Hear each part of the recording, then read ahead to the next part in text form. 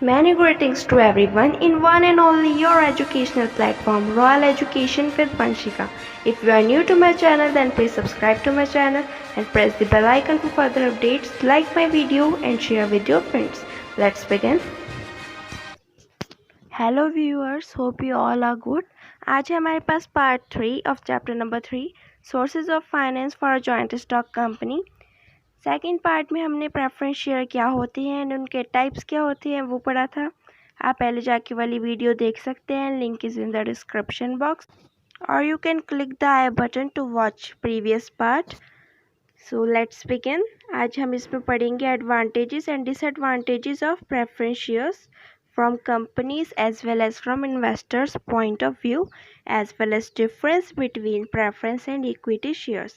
होते क्या है प्रेफरेंस शेयर, थोड़ा सा रिवाइज कर लेते हैं। जिनके पास प्रेफरेंशियल राइट होता है कि उनको उनकी डिविडेंड सबसे पहले मिलेगी बिफोर इक्विटी शेयर, एंड जब कंपनी बंद होने वाली होगी तो किसी और शेयर को पे करने से पहले प्रेफरेंस शेयर होल्डर्स को पे किया जाएगा। क्लियर? और इनके जो हमने टाइप पढ़े थे वो इसमें भी थोड़े कवर है, तो इसमें भी आपको समझ आ जाएगा क्या है, लेकिन अगर पहले से आता हो तो इजी रहता है। So let's begin. सबसे पहले देखते हैं advantages of preference shares from companies point of view. अब कंपनी की तरफ से देखते हैं। Appeal to cautious investors. Cautious क्या होता है? जो सतर्क रहना। जिन होल्डर्स को सेफ इन्वेस्टमेंट चाहिए कि मेरी इन्वेस्टमेंट सेफ रहे एंड मेरे को रेगुलर डिविडेंड मिलती रहे, उनके लिए ये बेस्ट होते हैं प्रेफरेंस शेयर्स। तो ये appeal to cautious investors. Preference shares greatly appeal to those investors who look for reasonable safety of their capital along with a fixed but higher return than the obtainable on debentures.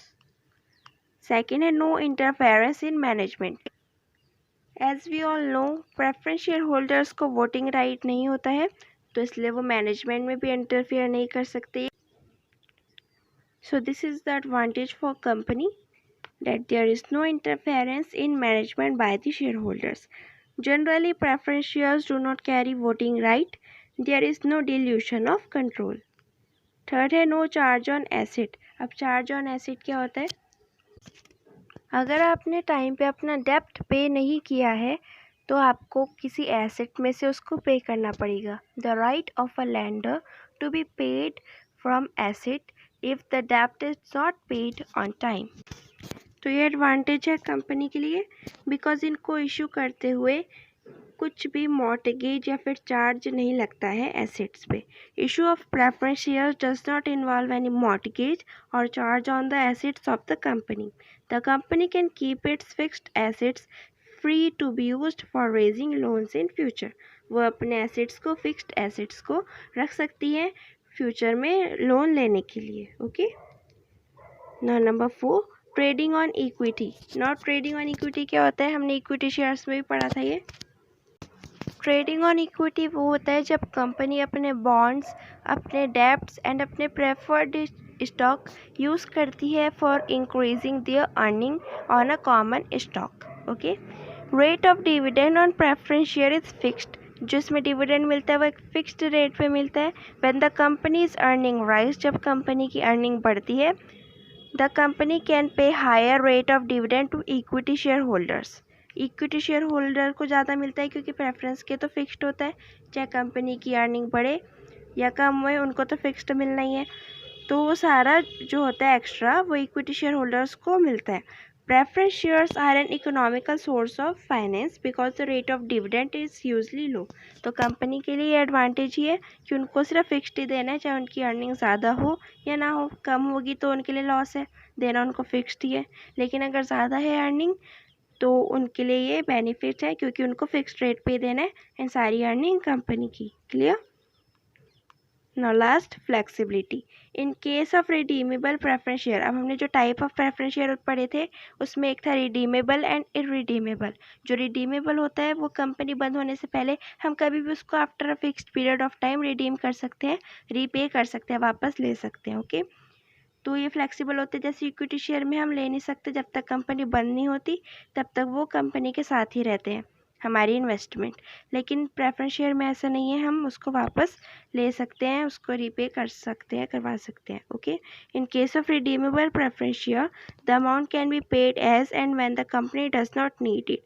जब company को उनकी amount की ज़रूरत नहीं होती वो उनको वापस कर देती है। एंड जो पार्टिसिपेटिंग होते हैं, जब कंपनी के पास एक्स्ट्रा प्रॉफिट होता है तो जो पार्टिसिपेटिंग प्रेफरेंस शेयर होते हैं वो उस प्रॉफिट में पार्टिसिपेट कर सकते हैं।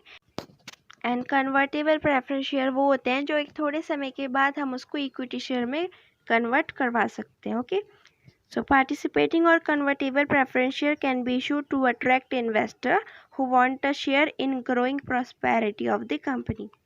ये उनको अट्रैक्ट करते हैं कि तुम हमारे प्रॉफिट में भी पार्टिसिपेट कर सकते हो और उनको तुम थोड़े दिनों के बाद इक्विटी शेयर्स में भी कन्वर्ट कर सकते हो। ओके, ये थे हमारे कंपनी के पॉइंट ऑफ व्यू। अब देखते हैं हम इन्वेस्टर एंड शेयर होल्डर के पॉइंट ऑफ व्यू से जिन्होंने अपनी इन्वेस्टमेंट लगाई थी इनको परचेज करने में। Investor get a more stable and regular dividend before payment of equity dividend. इनको प्रेफरेंशियल राइट होता है कि इक्विटी शेयर होल्डर्स को या फिर किसी भी शेयर होल्डर्स को डिविडेंड देने से पहले प्रेफरेंस शेयर होल्डर्स को दिया जाएगा। तो ये इनके लिए एडवांटेज है। सबसे पहले इनको मिलती है, स्टेबल मिलती है एंड रेगुलर मिलती रहती है। जैसे इक्विटी शेयर में तो जब प्रॉफिट होगा कंपनी के पास तभी मिलेगी, तो इसमें ऐसा नहीं है। And rate of dividend is fixed, fluctuating नहीं होती कि कंपनी के प्रॉफिट के हिसाब से चल रही है। कंपनी के पास चाहे प्रॉफिट हो या लॉस उसको फिक्स्ड देनी ही है। सेकेंड है risk involve is comparatively less. Risk कम होता है प्रेफरेंस शेयर होल्डर्स के पास क्योंकि इनको इक्विटी शेयर होल्डर से पहले मिल जाती है इनकी डिविडेंड एंड इनकी कैपिटल भी eight the time of winding up of the company. जब कंपनी बंद होने वाली होती है तो सबसे पहले प्रेफरेंस शेयर होल्डर्स को इनकी कैपिटल वापस मिलती है। The risk involved is comparatively less because preference share capital is payable before equity share capital on the winding up of the company. Number 3, preference shareholders can expect to get back their investment after a certain time period, but preference share cannot be issued for a time of more than 20 years. ये वापस ले सकते हैं अपनी investment को after a certain time period, ये इनके लिए एडवांटेज है। But preference share can not be issue for a period of more than 20 years. Okay, now last number 4, in case of cumulative preference share. Cumulative क्या होता है ये भी हमने टाइप्स में पढ़े थे। फर्स्ट टाइप क्यूमुलेटिव होता है अगर इस साल आपको किसी कारण आपकी डिविडेंड नहीं मिल पाई तो वो नेक्स्ट ईयर कैरी फॉरवर्ड हो जाएगी, आपको नेक्स्ट ईयर मिल जाएगी, लेकिन मिलेगी ज़रूर। जैसे इक्विटी शेयर में होता है कि अगर एक साल कंपनी के पास प्रॉफिट नहीं है तो उनको मिलती ही नहीं है बिल्कुल भी डिविडेंड, लेकिन प्रेफरेंस शेयर में ऐसा नहीं होता है, अगर आपको नहीं मिली तो वो नेक्स्ट ईयर कैरी फॉरवर्ड हो जाएगी। तो in case of cumulative preference share, the arrear of dividend also accumulate and are payable in future. Clear? ये 4 advantage है of preference share from investor shareholders point of view. Now disadvantage of preference share from company point of view. First है costly source. अगर हम preference share से finance raise करते हैं तो उसकी कॉस्ट बहुत ज़्यादा होती है। The cost of raising finance through preference share is greater than that of debenture. Second is permanent burden. Company के पास प्रॉफिट हो या ना हो उनको पर फिक्स्ड रेट पे प्रेफरेंस शेयर होल्डर्स को डिविडेंड देनी ही होती है, कंपनी के पास चाहे प्रॉफिट हो या ना हो। So dividend on preference share has to be paid at a fixed rate before any dividend is paid on equity shares. सबसे पहले इनको मिलती है, बाद में दूसरे शेयर होल्डर्स को। When the company incurs loss the burden of dividend is high. जब कंपनी लॉस में होती है तो इनका बर्डन भी बहुत हाई हो जाता है डिविडेंड का, क्योंकि इनको फिक्स्ड रेट पे देनी है। Specially in case of cumulative preference shares, क्योंकि क्यूमुलेटिव में अगर इस साल नहीं दी तो वो कैरी फॉरवर्ड हो जाएगी नेक्स्ट ईयर, तुमको देनी ही है। सो कंपनी के ऊपर और बर्डन आ जाता है उनके फिक्स्ड रेट ऑफ डिविडेंड को पे करने का। 4 डिसएडवांटेज है प्रेफरेंस शेयर्स के from companies point of view. First है कॉस्टली सोर्स। अगर हम प्रेफरेंस शेयर्स के द्वारा फाइनेंस रेज करते हैं तो उसकी कॉस्ट हाई होती है। परमानेंट बर्डन, क्योंकि शेयर होल्डर्स को फिक्स्ड रेट पे डिविडेंड देना होता है तो कंपनी के ऊपर परमानेंट बर्डन है उनकी डिविडेंड का। नौ थर्ड एंड फोर्थ देख लेते हैं। थर्ड है लीगल फॉर्मेलिटीज़। रिडम्पशन मतलब जब हम उसकी रीपेमेंट कराते हैं प्रेफरेंस शेयर की redemption means repayment. Redemption of preference share involve several legal restriction. बहुत सारे लीगल रिस्ट्रिक्शंस होते हैं, बहुत सारी लीगल फॉर्मेलिटीज़ होती है इसको रिडम्पशन कराने के लिए। रिडम्पशन के टाइम पे बहुत सारे लीगल रिस्ट्रिक्शंस फॉलो करने पड़ते हैं, उसके बाद ही रिडीम हो सकते हैं ये। सो डिसएडवांटेज है कंपनी के लिए। फोर्थ है low appeal. Preference share have little appeal to investor. Cautious जो सतर्क होते हैं, पहले हमने पढ़ा था एडवांटेज में, वो वाले शेयर होल्डर्स जो होते हैं and conservative investors prefer debenture. लेकिन जो रिस्क टेकिंग इन्वेस्टर्स होते हैं तो उनके लिए इक्विटी शेयर इज़ बेस्ट, क्योंकि वहाँ पे तो अगर आप कंपनी के पास लॉस है तो आपको उस साल की डिविडेंड भी नहीं मिलेगी।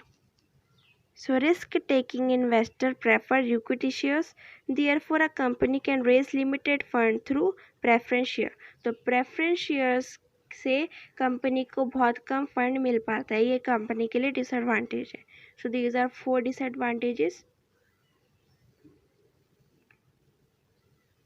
of preference share from company's point of view. Now next,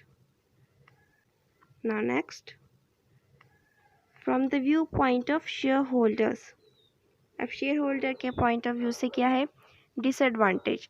एक तो उनके पास वोटिंग राइट नहीं होता, जैसा हमने देखा lack of voting right. Preference share do not carry voting right in the normal course.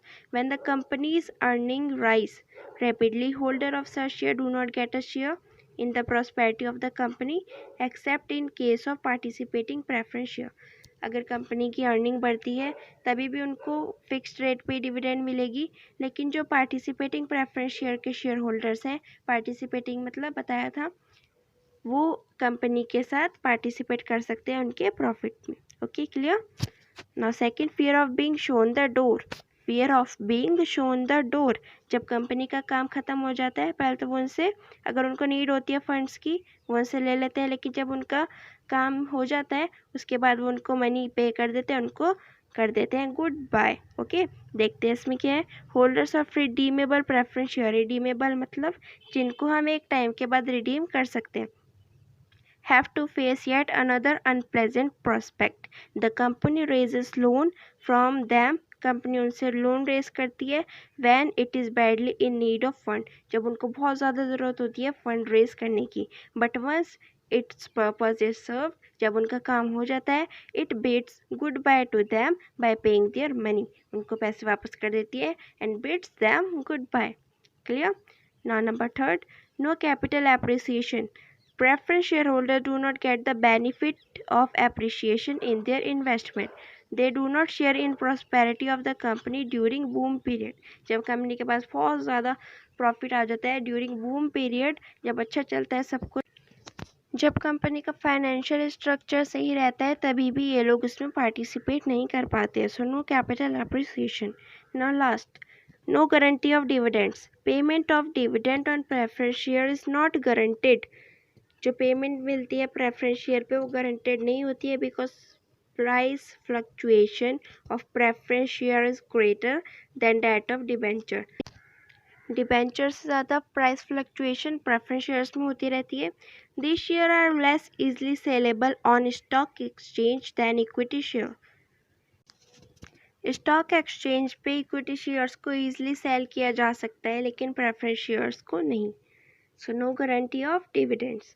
These are 4 disadvantages of preference shares from investors' point of view. Lack of voting rights, fear of being shown the door, no capital appreciation and no guarantee of dividends.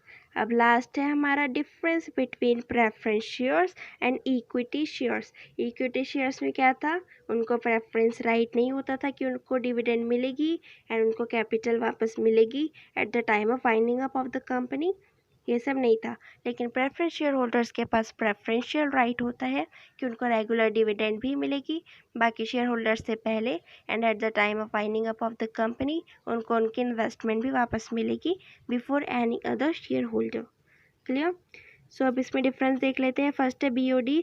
ये लिखना ज़रूरी नहीं है, अगर आप इसको लिख रहे हैं तो ऐसे लिख सकते हैं नॉर्मल, लेकिन अगर BOD नहीं लिख रहे हो तो जैसे ये है जनरली है, तो अगर BOD नहीं लिख रहे हो आप तो पूरा लिखना पड़ेगा preference shares nominal value is generally high. अगर ऐसे लिख रहे हो तो ये भी ईजी है। तो शुरू करते हैं हम। फर्स्ट है BOD, बेसिस ऑफ डिस्टिंक्शन। किसके बेसिस पे हम डिस्टिंक्शन कर रहे हैं? सो फर्स्ट है नॉमिनल वैल्यू। प्रेफरेंस शेयर की नॉमिनल वैल्यू उनको परचेज करने की हाई होती है एंड इक्विटी शेयर की लो होती है। इक्विटी शेयर्स की लो होती है। ये इसका एडवांटेज भी था, इक्विटी शेयर का हमने पढ़ा था। इनकी नॉमिनल वैल्यू लो होती है। Degree of risk, preference share में लो रिस्क होता है क्योंकि हमने अभी पढ़ा था कि जो एडवेंचरस शेयर होल्डर्स होते हैं वो इक्विटी शेयर को चूज़ कर, बिकॉज प्रेफरेंस शेयर में तो हमको रेगुलर डिविडेंड मिलती है एंड सबसे पहले हमको हमारी कैपिटल भी वापस मिल जाती है eight the time of winding up of the company. लेकिन इक्विटी शेयर में अगर कंपनी डूब गई तो आपकी इन्वेस्टमेंट भी साथ में डूब जाती है। सो इसमें बहुत हाई रिस्क होता है, प्रेफरेंस शेयर में लो रिस्क होता है। Number third, right to dividend. Right कब होता है इनको डिविडेंड का? प्रेफरेंस शेयर होल्डर्स को सबसे पहले मिलती है बिफोर इक्विटी शेयर्स, प्रायर मतलब बिफोर इक्विटी कैपिटल से पहले डिविडेंड मिल जाती है एंड इक्विटी शेयर्स को after preference share. Okay, voting right, preference share holders को लिमिटेड वोटिंग राइट होता है एंड इक्विटी शेयर होल्डर्स को फुल वोटिंग राइट होता है। प्रेफरेंस शेयर्स में तब होता है जब पार्टिसिपेटिंग प्रेफरेंस शेयर परचेज करते हैं वो लोग। Okay, now last, convertibility. Preference shares may be convertible into equity shares. Equity share cannot be convertible into preference shares. Clear? These are 5 difference between preference shares and equity share. So that's all for today. आज हमारे 2 topic complete हो गए हैं। पहले equity हमने complete कर लिया था, आज हमने प्रेफरेंस शेयर भी कंप्लीट कर लिया है। अगर आपको पहले वाली वीडियोस देखनी है तो मैंने लिंक्स प्रोवाइड कर दी हैं डिस्क्रिप्शन बॉक्स में, आप वहाँ से चेकआउट कर सकते हो।